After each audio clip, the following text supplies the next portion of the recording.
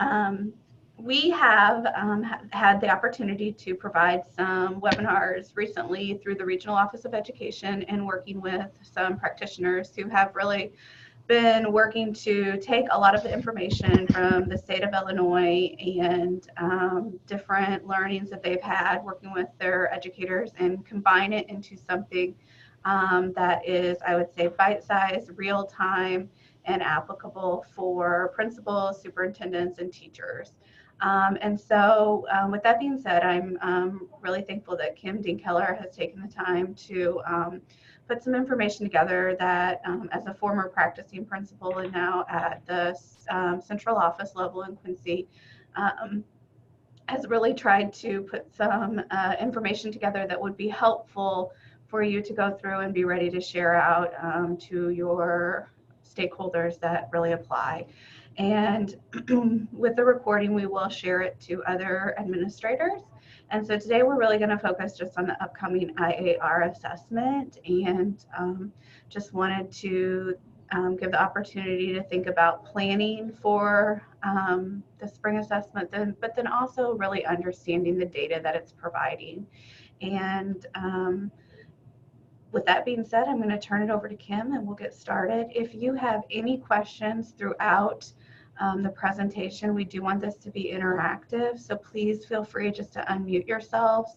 If I mute you just for any feedback, please just unmute yourselves and ask questions.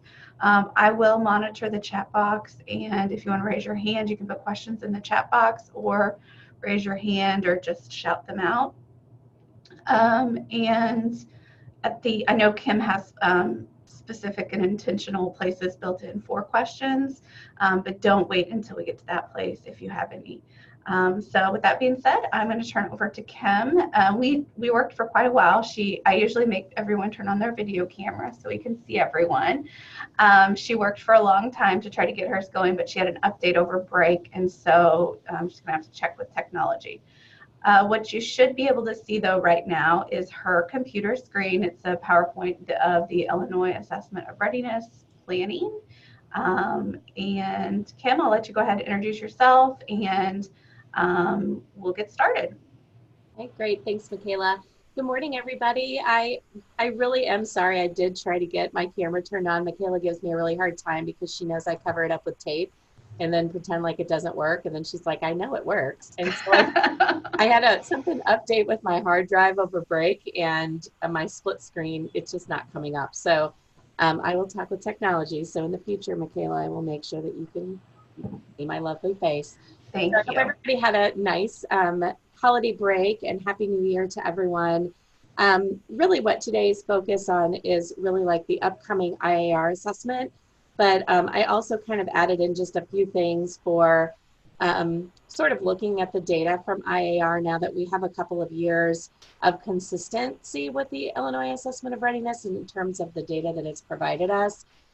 Really, this presentation is sort of me, and it's similar to the one I did on summative designations prior to break.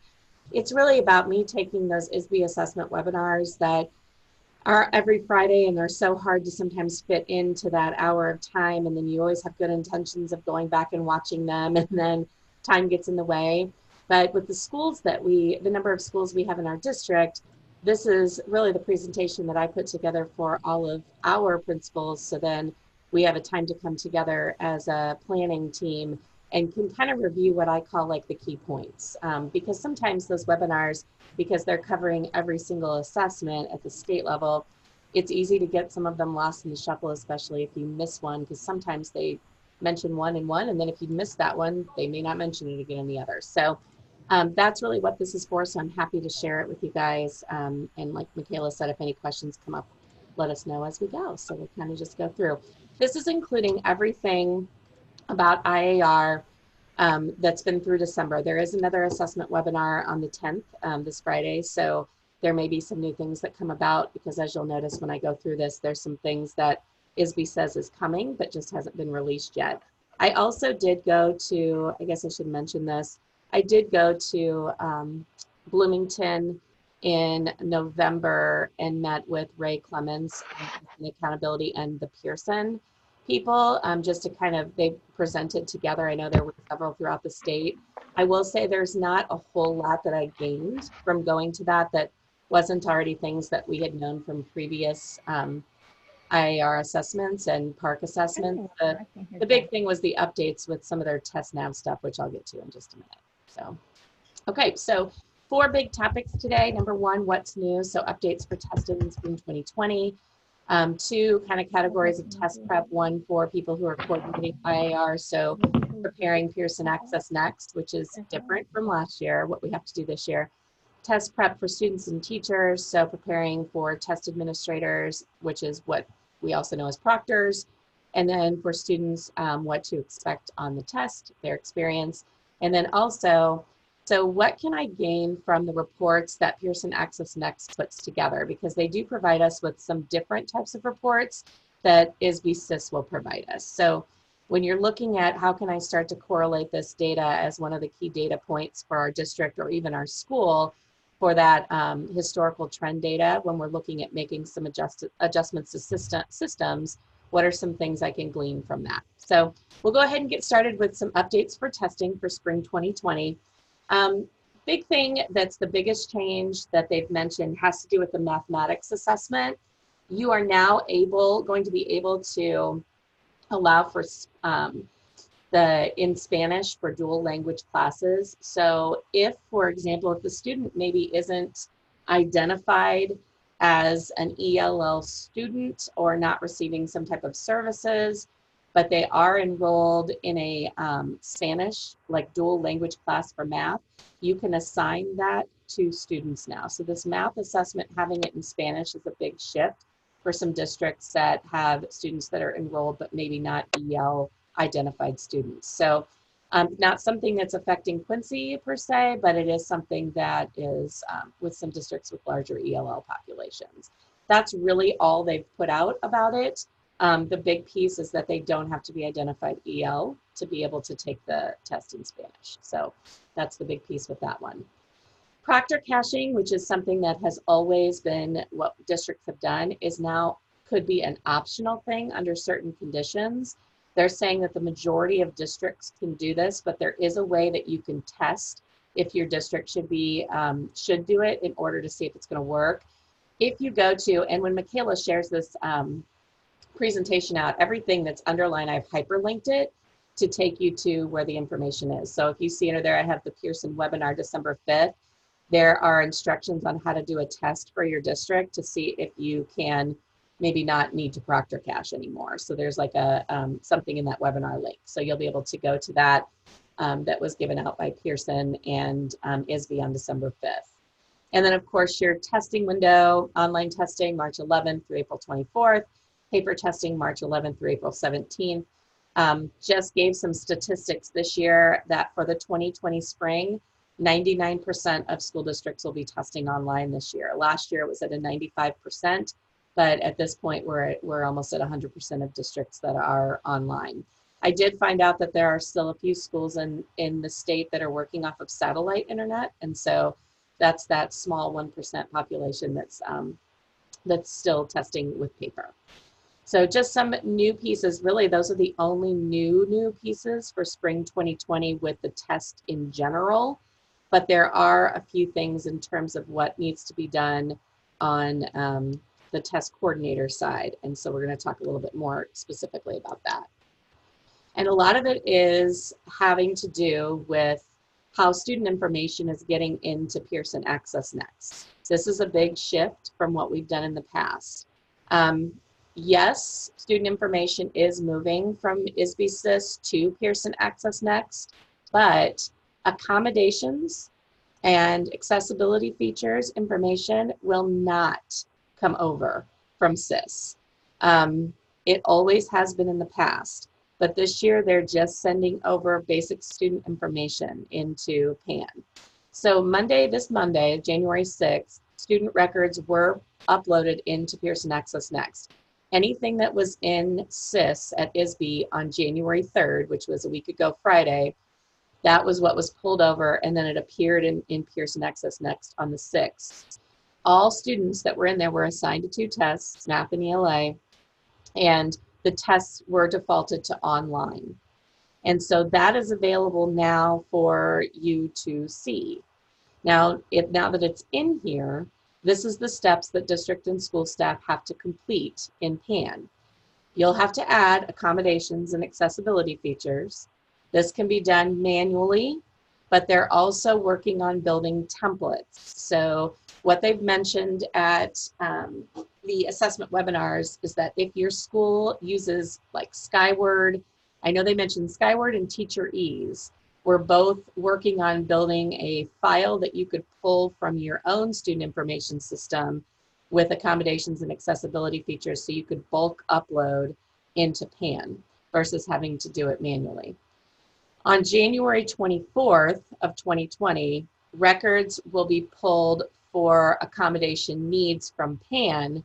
So if you have students who will need to take paper testing or have that script for a human reader, then it has to really be updated by January 24th if you want it to guarantee to be delivered to your district for use when the window opens on that March date. So that's the priority in making sure that those are updated in Pearson so they know what needs to be sent into your district in paper form. Test sessions also need to be set up in PAN. That's not any different than what's in the past. Something to consider too are students that are in your home school but are being served by another school.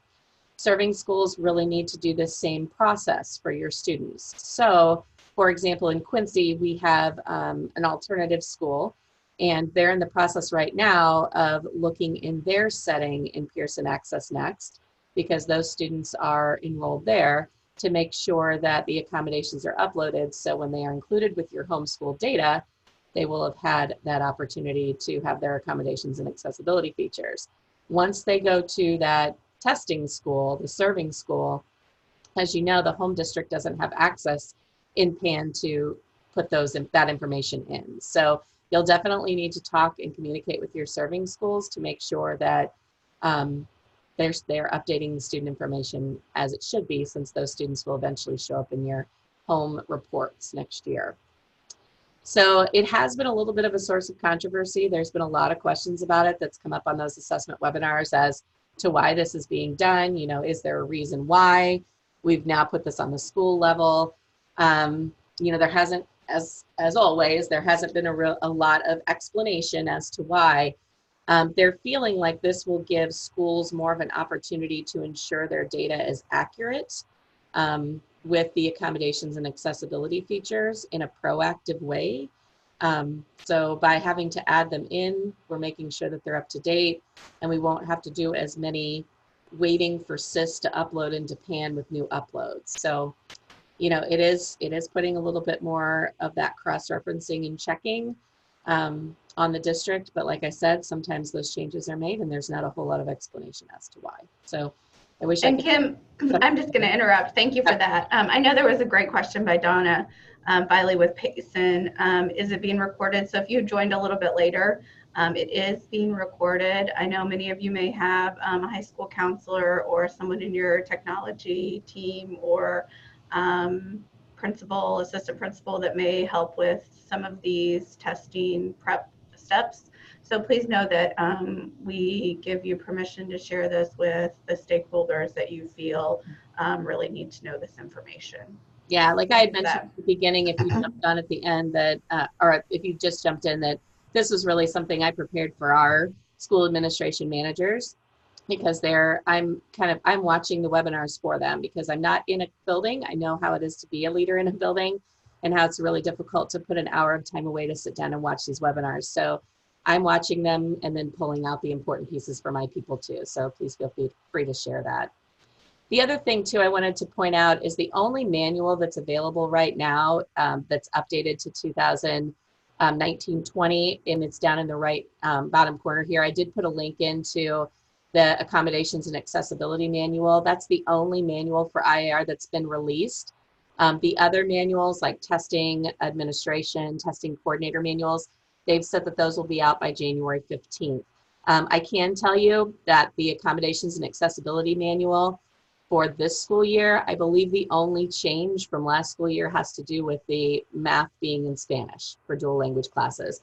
For the most part, that accommodations and accessibilities manual is almost identical to last year's. So, but it is there as a link when Michaela puts out the presentation to you guys. Okay, so any questions on anything with those two kind of new updates, 2 slides of new update information?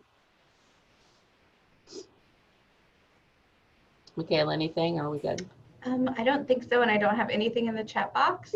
Any questions, remember, just feel free to ask as we go or put them in the chat box and we'll monitor that. So sounds great. Thank you, Kim. Yep. Next part we're going to talk about it a little bit is IAR coordinators. So what's out there? What can you do now to be proactive in preparing?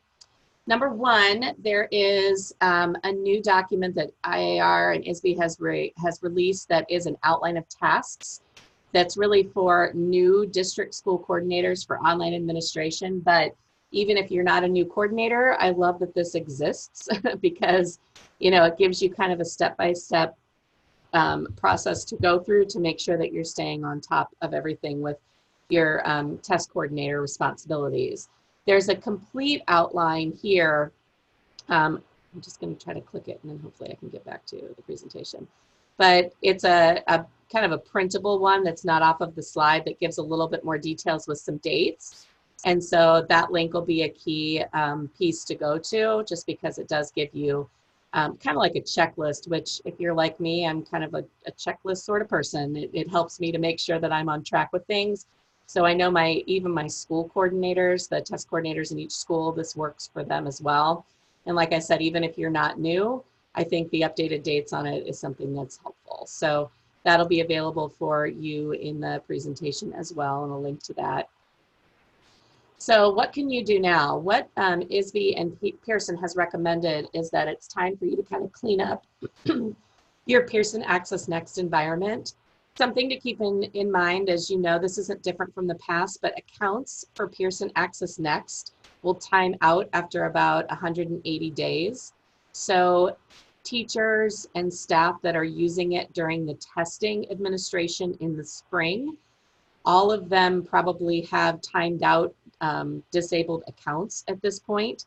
So if you have school coordinators that need to get back in to start looking at their school Pearson environment, you as the test coordinator will need to go in and enable them so that way they can start to go in and access the new school year.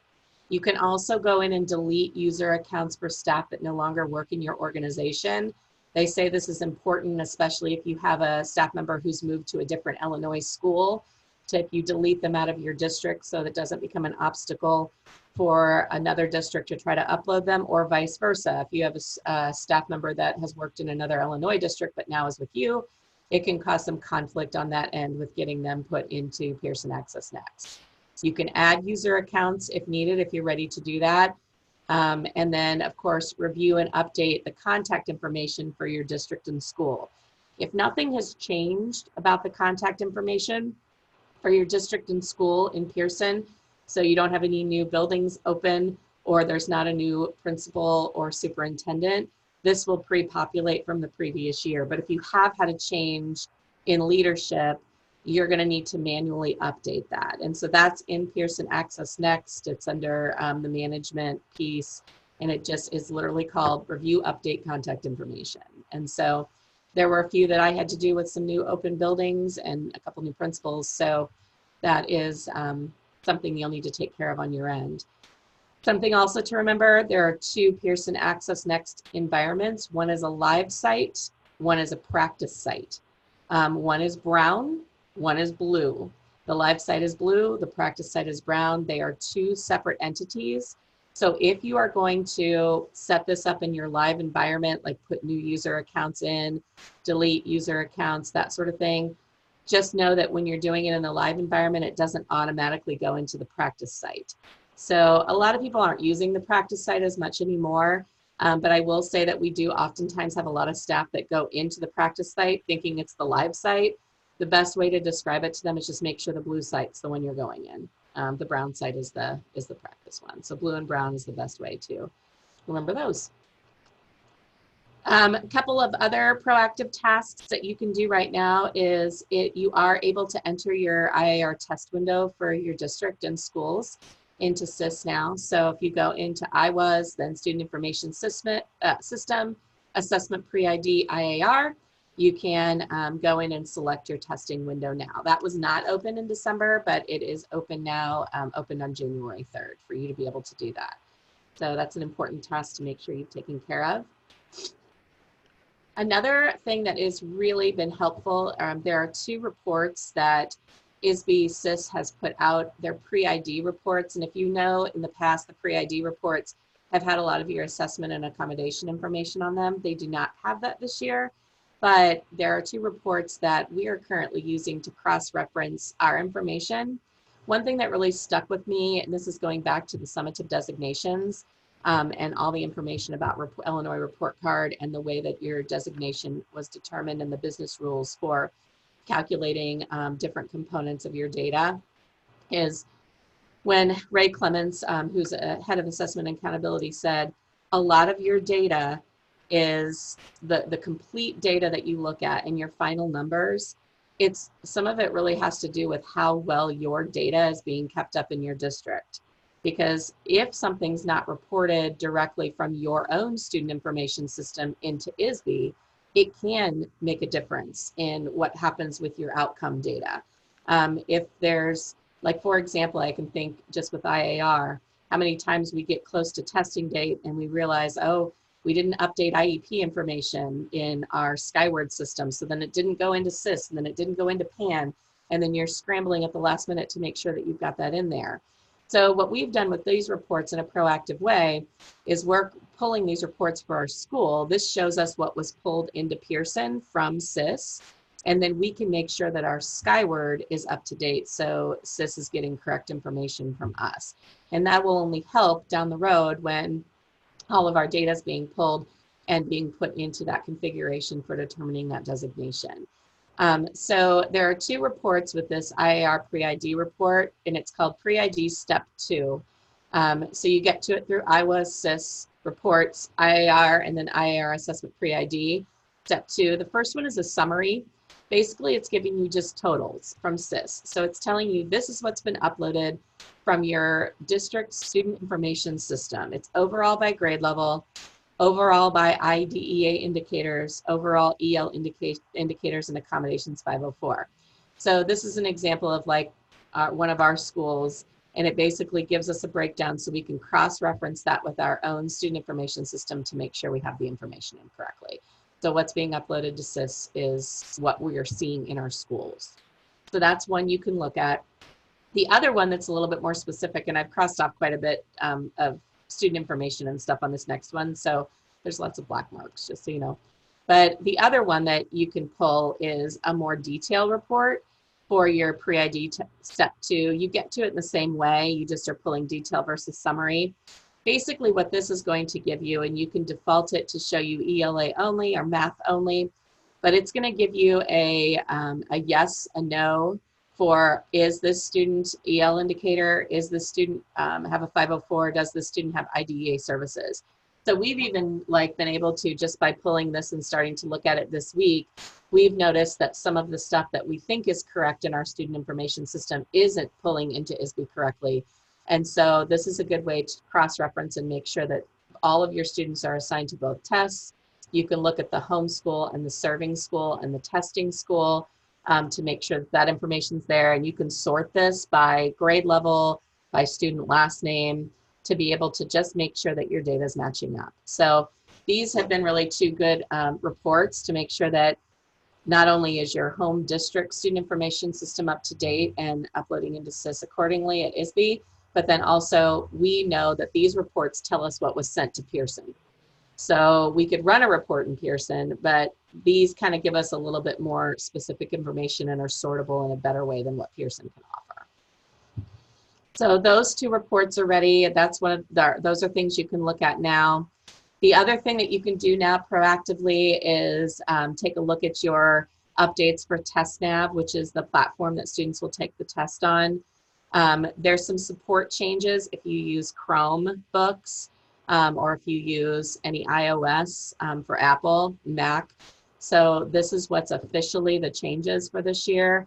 And then there's also some just security enhancements on that as well. So just talking about how the TestNav app will time out if it fails to save and different things like that. Again, back on a previous slide, I had talked about where you can test your environment as to whether or not you need to proctor cache.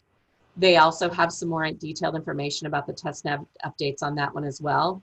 There is also a technology coordination webinar that's coming up in January. And I have the dates on that in a couple slides coming up. But this just tells you, especially if you're using Chromebooks, what's been outdated, because eventually Chrome software will run out and you'll need to update that software. So it's really about Mac and Chrome on the updates. Okay, any questions about test coordinators and what they can do now? I don't have any questions in the chat box. Does anyone have any questions or thoughts about the test coordinators, which potentially could be all of you? Like I said, not a lot of proactive things to do right now, but definitely with the accommodations and getting those put in and then cross-referencing your data, that's really the place you're at right now for prepping in PAN. Okay. Well, we'll keep going. Thanks, Kim. All right, so students and teachers for when you're prepping for tests. Big thing is that not a lot has changed in terms of what's available for you. So this is going to be repetitive if you've done this, but just kind of wanted to show you again. Like I said, January 15th, all manuals will be available online. Of course, you'll receive some of those through your mailing as well. Training site on the Brown site, test administrator, proctor manuals, scripts, all of this student tutorials is available online. I do have a link to the Illinois Pearson customer portal, so I'll kind of show you really quickly that and where it's at. You can go to, this is like your main page where you're going to sign in, and this is going to take you to your live site. But all the related links for the training site and everything is right down here below. So this is kind of your portal. I know there were some different web links that people were trying to go to and trying to save those on their bookmark, but everything is kind of available to you here right now to go to those different sites and access practice tests if you want students to take a look, or the training site for the tutorials if you have new proctors. I do highly recommend that if you have new teachers that have never proctored IAR before, they are very short tutorials, but they are very good for a teacher that has not done it before. The manual itself is nice, but the visual that it provides in that little tutorial I think is really helpful for teachers who maybe don't have the time to sit down and read through the whole manual when they're getting ready to be prepared for being a proctor, or like what they call it with IAR, administering a test. So that's all available there. Again, there are a couple of webinars that are coming up. There is one on the January 21st. That's the one for the district and school test coordinator webinar. So it's really, like I said, geared toward new test administrators. If you've been 1 to 2 years in that position, very step-by-step information. There's a webinar go-to link there. Test coordinator webinar is there for experienced users. So I like that they're doing one that's going to be more detailed and then one that's really covering the what's new. And then the technology coordinator webinar is on January 28th. So those are the 3 coming up in addition to just the regular assessment update webinars. And then this is one that's going to be held in Macomb. This is a registration. I did screenshot this. So the registration is actually on ROE1 with Ray Clemens, and it's kind of a deep dive into the data. And, I think Ray does a really nice job of presenting and kind of bringing it down to a very understandable level. And she does it with pretty good ease. And so I've been really happy with anything I've attended with her and really getting to the nitty-gritty of the information that's needed. So those are available if you're interested in any of those coming up. So that is there. Excellent. Thanks, Kim. And then the next part really is going through kind of a data review with IAR. So we know how to give the test. We have manuals that walk us through that. We know what's new. We know how to assign accommodations. We know we need to do that, put accessibility features in. But now that we have a couple years of this data, what can we do with it? What can it offer us? And that's really at a district level where we're at, because we've had local assessment data for quite a while. We use NWE map and EA map in Quincy and have for about, I guess we're coming up on 5 years for the whole district, but six years for our middle school that piloted it. And we always tend to go to that data because it's been readily available.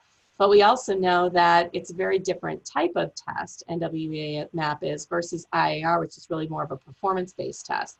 And as we know from, good planning with data-driven planning, that using one source of data isn't the greatest way to go. So if we're giving this assessment of readiness, how can we use the data and what's available for us to really look at the school level, but also at the district level?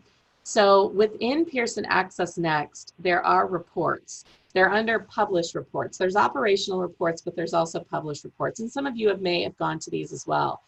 One of the things that's nice is last year they kept talking about how the Pearson Access Next reports were going to go away now that we were shifting from PARC to IAR. They're not. They're still housed there. At the top of the screen in Pearson Access Next, you can change your environment. You can go back to previous years of PARC for your district, and you can go to last year's IAR and this year, and eventually you'll be able to go to this year's IAR. So you can pull historical reports by changing that environment in Pearson. Some of you may have downloaded all of them and saved them to flash drives. I did, and hard drives, because as we kept saying they were going to go away. But the nice thing is that they're still in there, so I can access them readily.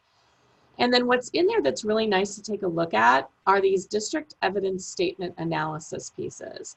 What we've done, and we've really dug into it this year, we've always kind of looked at them, but we've really started to look at them on a bigger scale this year because we have several years to look at now. Because when you're looking at historical trend data, really 3 years is a good time to look, and for a while, because that first year we did PARC, we did the beginning of the year and the end of the year, or middle of the year and end of the year. Well, we really weren't counting that because it was such a different test administration. So now we have that historical data. So we've done set up a review process with some of our district level teams who have representatives from school level on there, from and even PK5, we have pre-K that's sitting in on these conversations, but also 6-12 as well, because we're looking at historical data. And this is kind of how we've set up using these reports from PAN. And it's really given us some excellent insight. But the one part that we like also is that it's also, we're able to correlate that data and look at it across the board with some of the other data that we're collecting ongoing in our district. So what we've done is we've used a protocol for this. And I highly recommend, if you go through this process, that you use some type of protocol, because if you don't, it can kind of get off track really easily, and a lot more subjectivity coming in versus objectivity. We've, this year, it's not the only one we've used, but one of the ones that we found that we've liked the most came from School Reform Initiative. It's called an Atlas protocol. And I put the link there at schoolreforminitiative.org/protocols. Amazing protocols on here. We've also used Langford tools for those of you that are familiar with quality tools. Some of those have worked as well, like for a Plan, Do, Study, Act.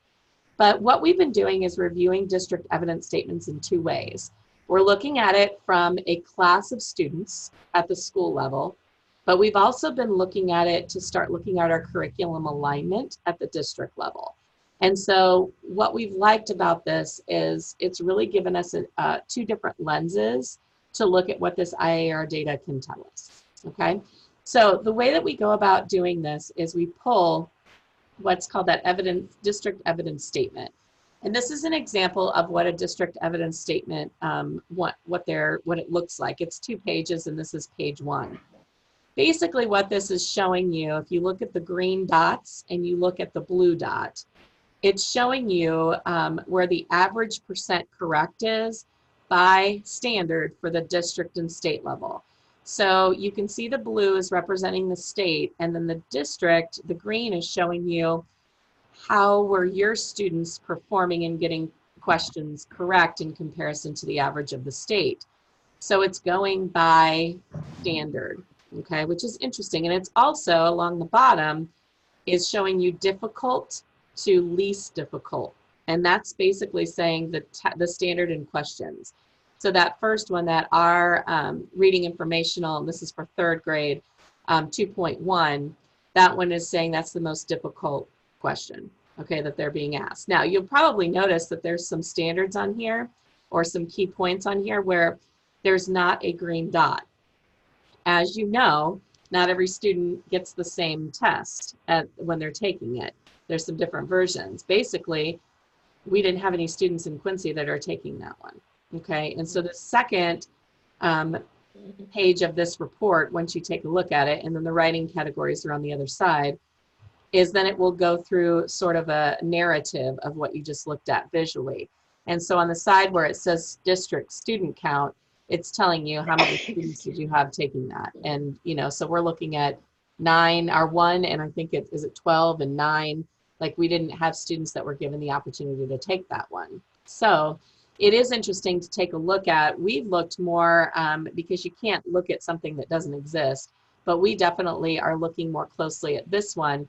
But when we look at this in 2 ways, we look at it for a class of students. So this year's third graders, this is how they did, okay? If we're looking at the 4th grade results, then we may look at last year's 3rd grade results and this year's 4th grade results to see how did that class of students do. So at the school level, our school teams are looking at these evidence statements for the students that they have in their buildings right now for planning. What we're doing at the district level is we pulled the 3rd grade one of these for 3 years. And we're looking at that across the board because we're taking a look at holes that may exist within our own instruction and our own curriculum. What are we missing? Are we consistently below, like with the 3rd one there, the 3rd point, are we consistently in 3rd grade scoring below the state average on that? And if that's the case, then let's take a look a little closer at 3.9.1 in informational text. So how do we know what that is? Well, along with those evidence tables, this is available. So we could take a look, this is for literature, but we could look at the reading information and we could see what that standard's saying, but also the evidence that's measured on the assessment with the student's response. So are we providing what the standard is intending to be provided in instruction? And so it is a little bit of a task to do it this way, but you know, when you're looking at having that 3-year historical trend data, it is a good way to kind of stop and take a look at where your curriculum alignment is and how your students are working with the resources you're providing them, the instructional tasks you're providing them, and the day-to-day instruction. It also gives you an idea of how much of this is really the big key components of what the standards were intended to do. And so with that in mind, we also take a look at a couple of other resources that are now available through the Illinois Assessment of Readiness Digital Item Library. You can now search released items by evidence or Illinois standards. So I'm going to take you out. This is brand new. It came out in the fall. So when you go here, you can select subject, you can select grade level, and then you can select by evidence statements. And you can click on the ones that you're looking for an item identifier. You can open these up. You can download. You can, let me show you here what you can pull up here. So you can pull up like a released item that would match up with that particular standard and how it's being assessed. So you can see what are students being asked to do, what's put in front of them on that particular test, and then you can kind of match that with instruction. So it's a little bit of an opportunity for some professional development with teachers. Teacher teams we have working on these, and they're looking at them through their PLCs just to get a better idea, because by looking at it through the evidence statement, it's a lot easier sometimes than looking at it by the Common Core standard, because you're really looking at that one evidence statement from the area that seems to be an ongoing issue for your curriculum. So that's available now, which is a great new tool that's been released. And then I had always been utilizing the released items from Pearson Access Next because they have released items there as well. But New Meridian is a great resource. It's their center that shows you the test designs, released items. So these are going to be very much the same as what you're going to see up here. But what I like is it's kind of a one-stop place for you to look at like the math test design, like what's the blueprint for the short form, for the full form. You can look at released items. You can filter over here on the side, sample student responses. So it really gives you a great set of resources where it's all in one place for you to be able to work with teachers and just do some professional development on these particular tasks. And I know you get a lot of that, you know, but aren't we teaching to the test? The big thing you have to remember is the purpose of the Illinois Assessment of Readiness is to assess our students' understanding of the standards, the concepts and skills that the state has outlined as this is what students need to know and be able to do in order to be college and career ready. But it really is what we're intending for students to know and be able to do. So it's a great way for, I mean, that you're always teaching to the test. I mean, that's what we do. I mean, that's the way that we assess student learning is by testing. So it is intending to take a look at your curriculum because your curriculum should be aligned to what the state is saying students in Illinois public schools should know and be able to do. Okay? So this is, again, just a great two resources to be able to look at in addition to those resources that Pearson Access Next to be able to kind of review the data that you've gotten in the past, but at the same time, you're reviewing the data, but really preparing your teachers to better understand and become literate of the IAR test. And with that, assessment literacy is huge. How can I use it? It doesn't become relevant until we know why we're giving the assessment and the why behind how this connects to what I do day to day with my teaching and preparing my students for the next years of their education. And so this has been a really great eye-opening experience for us. The other piece that we have used a lot is the correlation charts and linking studies that have been done with NWEA. So we've been looking at those linking studies with our IAR data because there are studies that have been done where you can look and see what does your MAP data tell you about the projected proficiency on IAR for your students. Something that's been an aha moment for our district is just really looking at that linking study to say what percentile and what RIT score do students need to achieve to really be projected to be meeting or exceeding expectations on IAR. It's a lot higher than you'd think it would be because I think we always get caught up in that 50th percentile and what the average score is on NWE MAP for you guys that use it. But it's significantly higher if we're looking at a student that would be technically meeting and exceeding an IAR. So looking at those 2 points of data together along with common assessment data that we have, and most importantly, teacher observations. That day-to-day, like qualitative teacher voice data has to be part of multiple points of data. So you can look at local assessment data, you can look at IAR data, common assessment data, grade distribution data, but you have to have teachers involved in the conversations and what they're noticing day to day with students. It's a key component to any data analysis. I've read multiple things about data driven and data overload and, you know, what we've gotten into in education by claiming with the buzzword of data driven. But what's starting to happen is we're starting to forget about what we're seeing day to day in the classroom. And so that day to day in the classroom is huge. Teacher voice has to be part of the data that you're collecting. So you have to have a good balance between quantitative and qualitative when you're making those decisions. So next steps after you've done some of this data analysis, making sure you can create an opportunity for continued discussions. It's not a one and done type of thing. So we've really been trying to be strategic in how can we make sure that this isn't just a one time we're coming together and reviewing this IAR data. How are we going to continue this discussion ongoing, and how is it going to trickle down from our district level to our school levels? We also are kind of reviewing resources. One of the things that we've really noticed in doing this is that we have one subject area at our K-5 that resources that we're using, while may have been great in the past, we're really finding that the resource may be the obstacle for us in ensuring standards alignment. Curriculum maps have been huge. I know our junior high is working diligently at really deep diving into the curriculum maps and doing some revamping now that they can see, are we spending too much time in areas that really were never intended to be large clusters and important clusters from the standard? And then really looking at core instructional practice, where in that teacher team observation comes in. What are we noticing that all students are showing us versus just really honing in on the students that aren't meeting and exceeding? We need to look at the data equitably across all students with that core. And then, of course, involving teachers in the process, because they're the foundation of this, and making that change. You know, any systems change, systems is adult practices and behaviors. So we have to be making sure that that our foundation is built solid. Big things to not do: don't look at this data and then make big changes immediately. Band-Aid approach. I'll tell you, when we first started this, and that protocol that we used, Atlas protocol, was so helpful, because when teachers see this, and I'm the same way when I look at it, so it's not just like a person's classroom practicing right now, it's anybody in education, like freaks out because you're like, oh my gosh, we're doing a disservice. We have to make a change right now.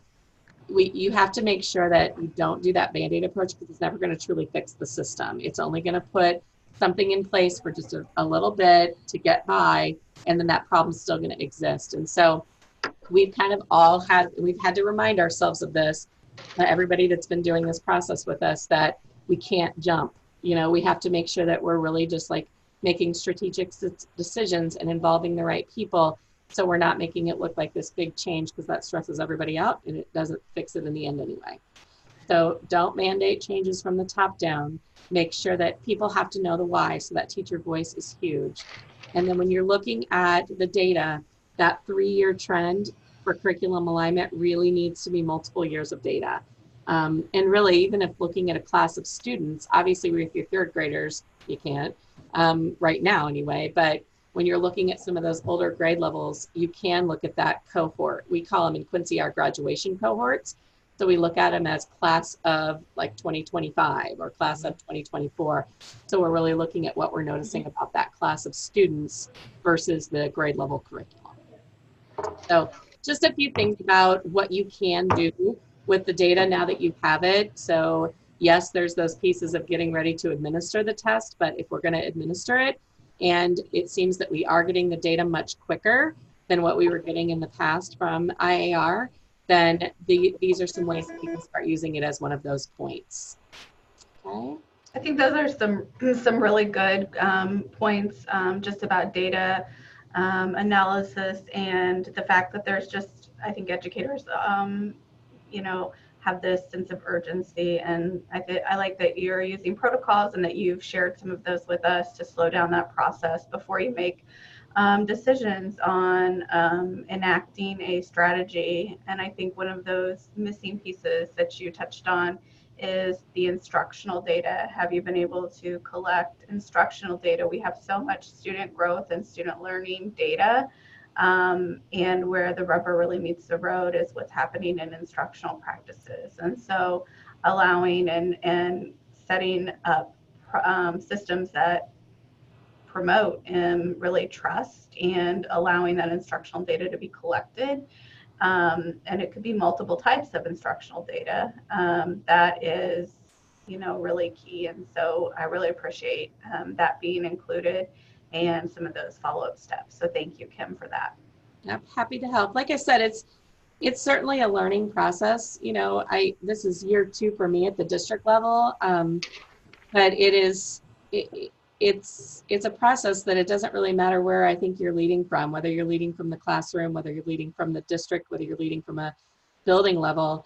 I really think that it's just about being strategic in wanting to make a systems change, and making any data that you're taking relevant, anything that you're doing relevant. And so, you know, if we are, like, I look at IAR, I look at like kids assessment, I look at all of those things, and they take time away. And right now we don't have an option of whether or not we can do them. And so it's about saying, well, if it's something that I'm doing, then how can we use it to our advantage? You know, what can we put in place? And so it's, and I think the other piece is making sure, like you said, slow it down. It doesn't have to be a big change, you know, right away. So.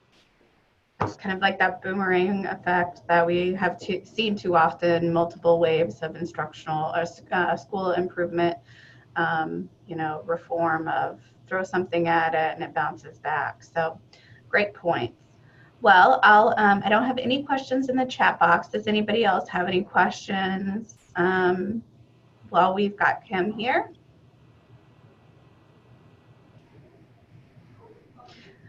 Okay, if you do have questions, feel free to email Kim. Feel free to touch base with myself. I'm happy to get you in contact if you need anything additional that we can provide.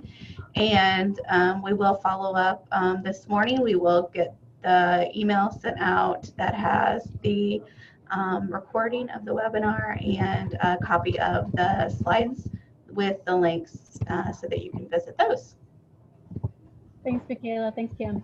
Thank you, guys. Thank you all. Thanks. Appreciate it. Have a wonderful day, and we'll talk to you soon. Thanks so much. Bye-bye. Bye-bye.